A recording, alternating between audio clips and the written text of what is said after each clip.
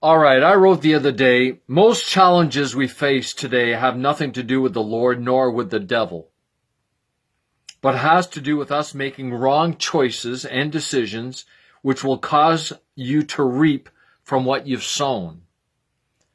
All right, so we do have verses in the Old and New Testament alike that seem to tell us that trials, when you're going through trials, hard times, they're good. There can be good that comes out of that.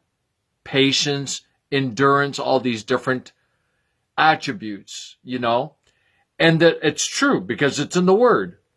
But the thing is, though, you need to know that beforehand, so that when you head into a trial or when you're in the midst of a trial, you don't deal with it in a wrong way. Most Christians, when they're in the midst of a trial or a challenge or persecution, whatever you want to call it, they don't deal with it properly. They start complaining. They start crying. They start having a pity party. All right? So, let me say it this way. Challenges, trials, persecution, whatever you want to call it, they're not from the Lord. I heard a preacher saying this the other day. She said, when you're going through trials, hard times, you need to thank the Lord because that's when you grow the most spiritually. No. No, that's wrong. You want to know when you grow the most? Is when you get the Word inside of you.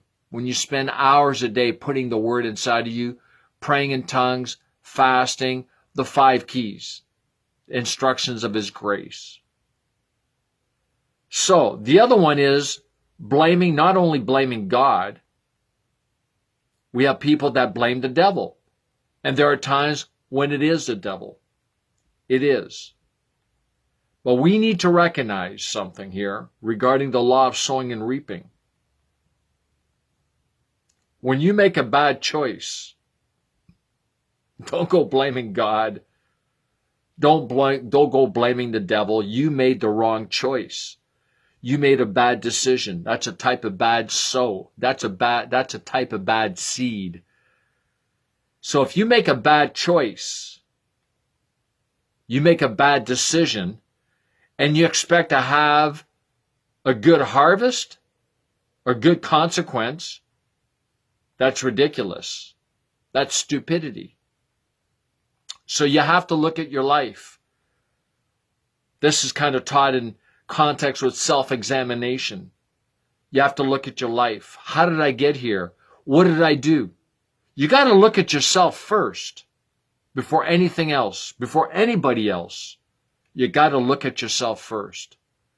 But guaranteed, God is never the source of your problems. Never, ever, ever.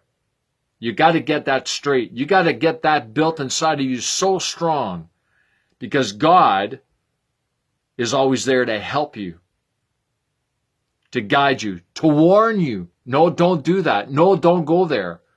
I can tell you all kinds of stories, true stories, that the Lord warned me beforehand. I was going to do something or not do something, and God said, no.